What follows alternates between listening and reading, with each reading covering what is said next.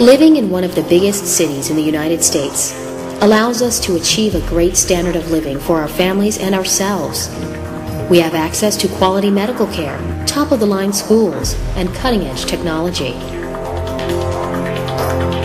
If we raise our children with Islamic values, we give them the strongest protection against many of the dangers that face them.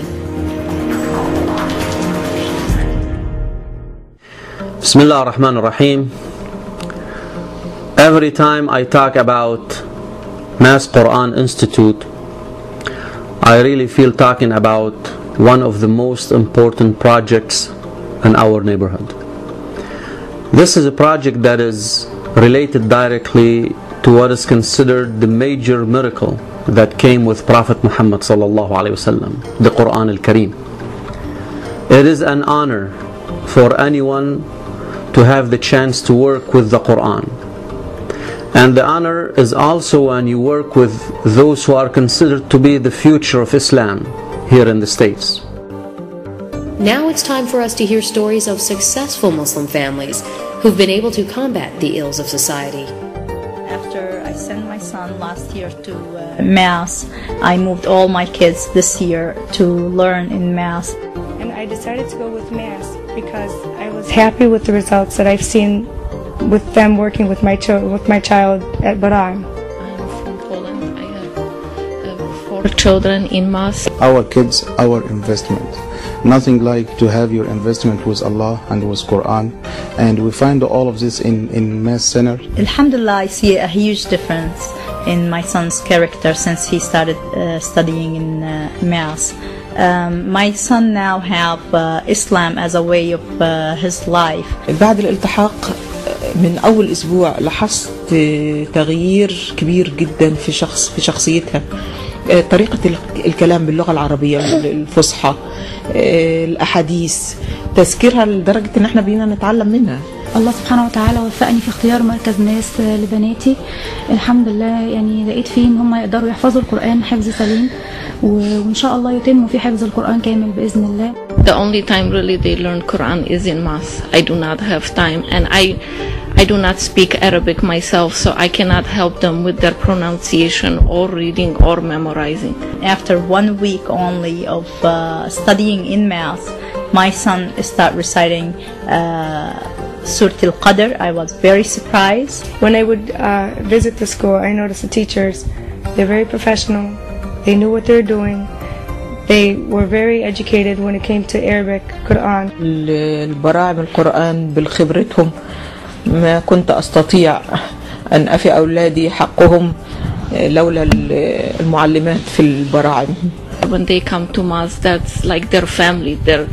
Their classmates are like their brothers and sisters in Islam. Their teachers are like substitute for their mother when she is not there. When they have any issue, they have someone to go to and talk to. It's a second family. I want to give him the opportunities that I didn't have growing up as a kid in Chicago. I want him to grow up with a Muslim identity. And in order to do that, I think Mass is one way to help me raise my child Islamically. والملك على أرجائها ويحمل عرش ربك فوقهم يومئذ ثمانية يومئذ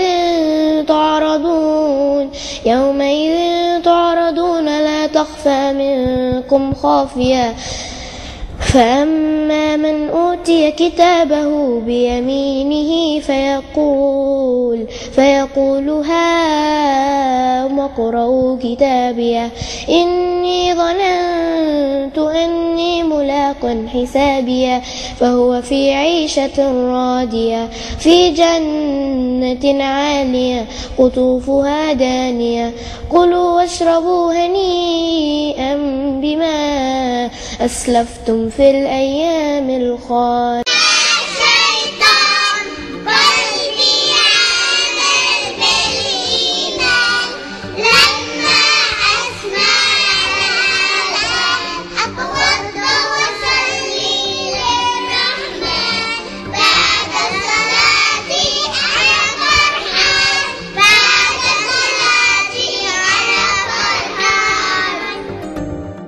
بسم الله الرحمن الرحيم. مركز ماس لتحفيظ القرآن الكريم من المراكز اللي بتهتم في الأولاد في ربط الطالب بالقرآن الكريم، تهتم إنه يطلع لنا جيل قرآني فريد.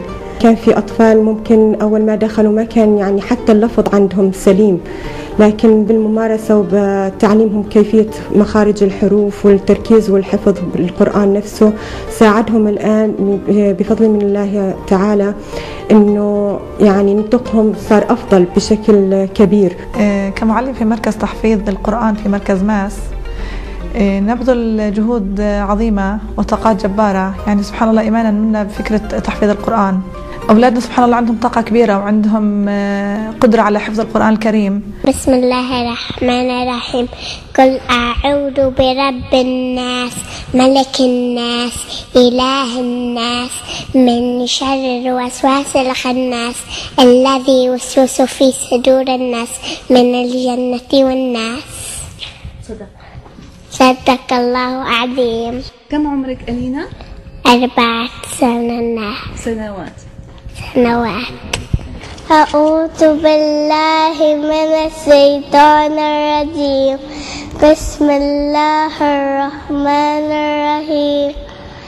إذا جاء نصر الله والفتح ورأيت الناس يدخلون في دين الله أفواجا فسبح بحمد ربك واستغفره إنه كان توابا. This is the chance for people to follow the steps of the Prophet sallallahu alaihi wasallam, which he mentioned about the importance of this Quran. خيركم من تعلم القرآن وعلمه. It is the best among you for those who learn the Quran and teach it. أما من المعوقات اللي إحنا بتواجهنا في هذا المكان اللي هو التجهيزات المكان نفسه. المكان جدا بسيط، بحاجة لمواكبة التكنولوجيا اللي احنا عم نمر فيها مع الأولاد. يعني في عنا نقص، يعني احنا لا نبالي فيه لو ما كان له أثر على أولادنا. يعني نقص في المكان، في تجهيزات المكان، ما في صفوف يجلسوا فيها الأولاد بطريقة يتلقى القرآن بذهن صافي. في كثير معوقات تواجهنا، ومن ضمن هاي المعوقات اللي هي المكان. سبحان الله نقص كمان في الوسائل التعليمية، وهي سبحان الله يعني بتأثر كثير على المكان اللي احنا بنكون موجودين فيه، وبتأثر على عطائنا وعلى تقديمنا للأولاد الصغار. يعني Mass needs more space because they get tired. They always complain that it becomes kind of very noisy, that they can't really focus on memorizing because it's very distracting. السلبية الوحيدة اللي بلاقيها في مركز ماس يمكن هي المكان فعلا، ان الحلقات بتشوش على بعضها. الأطفال ما شاء الله من كتر تفاعلهم مع المعلمات وحابين يكرروا وحابين يقولوا القرآن بأحسن ما عندهم وبأعلى صوت عندهم، فدايما بيبقى في تشويش من الحلقات على بعض. Basically there's nothing wrong. There's just the thing that it's like the other halakat, their voices are more louder than the bigger halakat. بسم الله الرحمن الرحيم. الحمد لله رب العالمين، والصلاة والسلام على سيدنا محمد وعلى آله وصحبه أجمعين. قال رسول الله صلى الله عليه وسلم: من حفظ القرآن وعمل بما فيه ألبس والديه يوم القيامة تاجا من نور ضوءه أحسن من ضوء الشمس في بيوت الدنيا. فما ظنكم بالذي عمل بهذا؟ حقيقة بفضل الله عز وجل وفضل إخواننا جزاهم الله خيرا، لدينا مجموعة متميزة من طلبة القرآن، ولدينا مشروع حقيقة لحفظ كتاب الله عز وجل، مشروع لحافظ القرآن. والحمد لله عز وجل نمشي بخطوات جيدة، ولكن يظل لدينا حاجز بسيط أو مانع بسيط، وهو موضوع المكان. بسم الله الرحمن الرحيم. آمين والكتاب المبين. إنا أنزلناه في ليلة مباركة إنا كنا منذرين فيها يفرق كل أمر حكيم أمرا من عندنا إنا كنا مرسلين. This is the moment that we need to talk about the importance of such a project. a project that needs your support, a project in which those children will have the good environment, the classes, the places enough to sit down and study the Quran and learn it, memorize it, reflect on the meaning of it, connect with it. We don't need tape recorders just to memorize and recite. We need people to connect to whatever they are memorizing and to implement that is what they are memorizing, and to teach a full scale of connection between the character of the Muslim and the Quran al-Karim. And this needs a building, this needs support, this needs people to be working in it. And it is your role as people we trust and we know around us. Every time people have approached you for all types of projects, you were there responding to the request of honorable things. But this is, I believe, the most honorable, the mother of all honorable things that you can think of, that you can invest with people learning their Quran al-Karim.